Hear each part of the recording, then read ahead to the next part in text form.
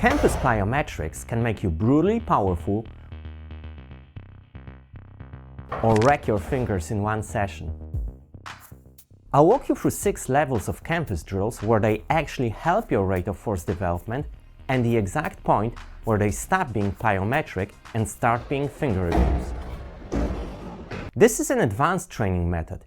It's for climbers with a solid strength base who fingerboard, climb hard regularly, and have pain-free elbows and shoulders.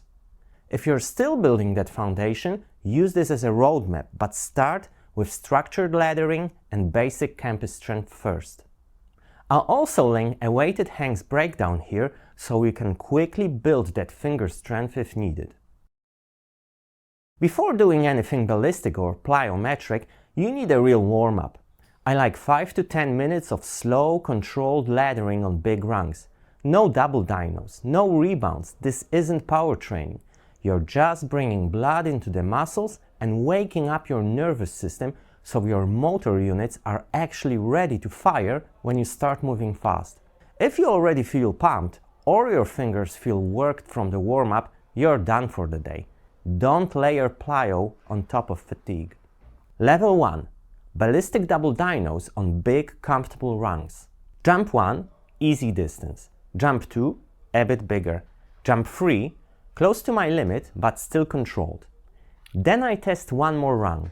I can touch it, but I can't stick it.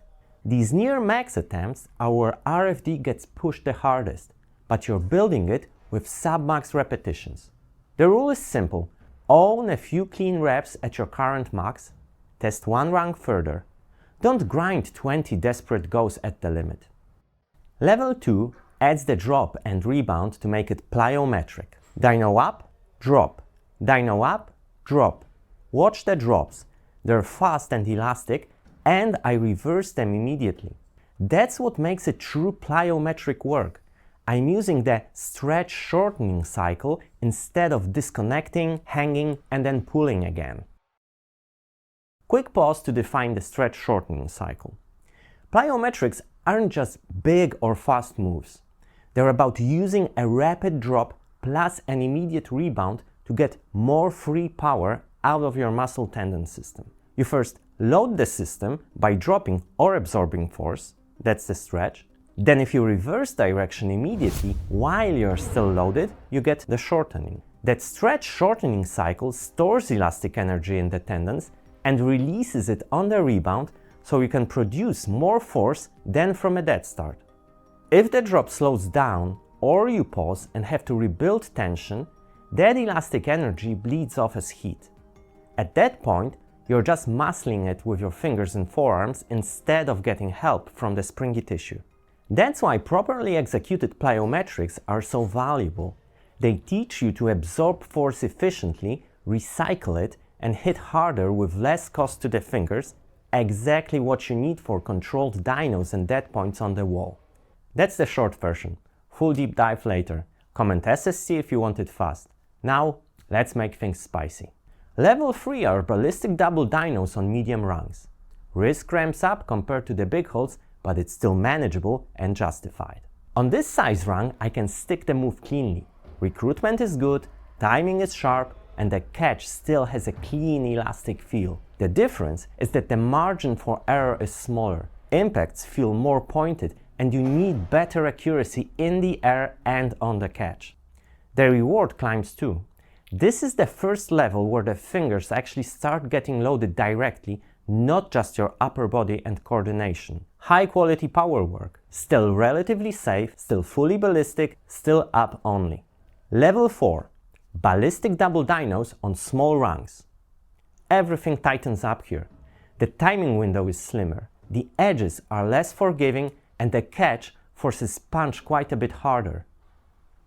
It's still ballistic, still up only, and still highly trainable, but you need to be technically clean. On this rung size, tiny errors add up fast. A slightly off pull, a small trajectory miss, or even a light chalk slip can turn a clean catch into a peel, so you have to stay sharp. The upside?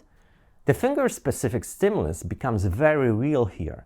Small edge ballistic hits load the fingers in a productive way, enough to challenge the tendons and pulleys, but still with force spikes you can control. It's valuable work, just not beginner-friendly. Level 5 is where things get serious. The movement pattern is the same as before. Up, drop, but now it's done on medium-sized rungs that load the fingers directly, not only the shoulders and elbows. On big rungs, you can absorb mistakes with swing and momentum. Here, you can't.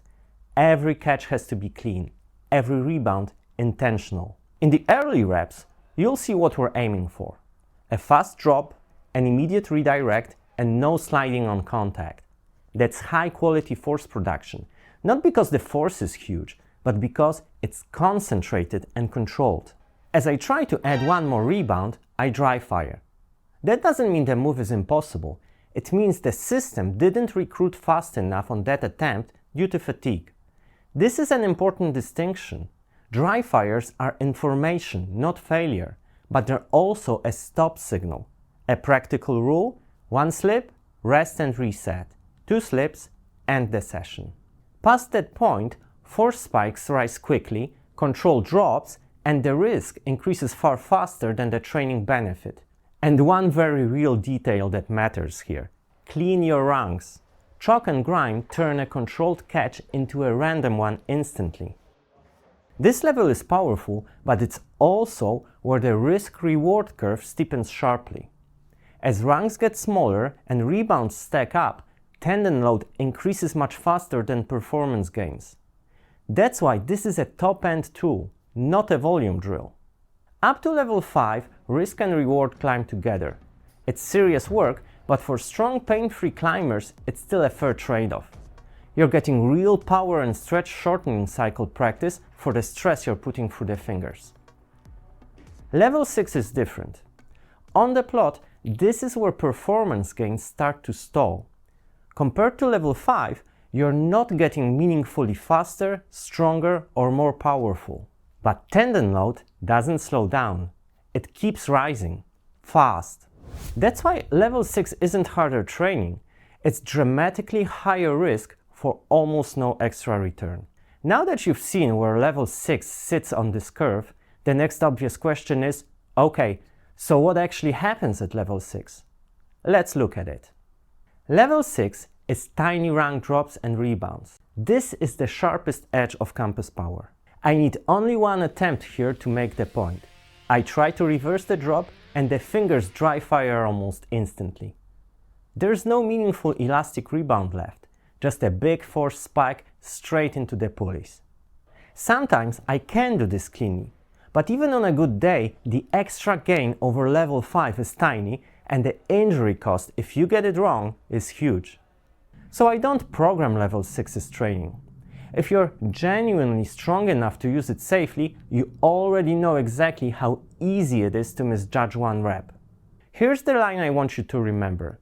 It stops being plyometric and starts being finger abuse when the drop gets slow and shaky, you can't reverse it explosively, or you're sliding and dry firing more than you're sticking. At that point, you've lost the stretch-shortening cycle. You're just hanging your pulleys on tiny edges. That's where you stop, not 5 reps later. Use this as a roadmap for campus power. If you want to turn these double dynos and campus drops into an actual training plan, watch my rate of force development video next. I show you exactly how to program them. Train smart, and I'll see you there.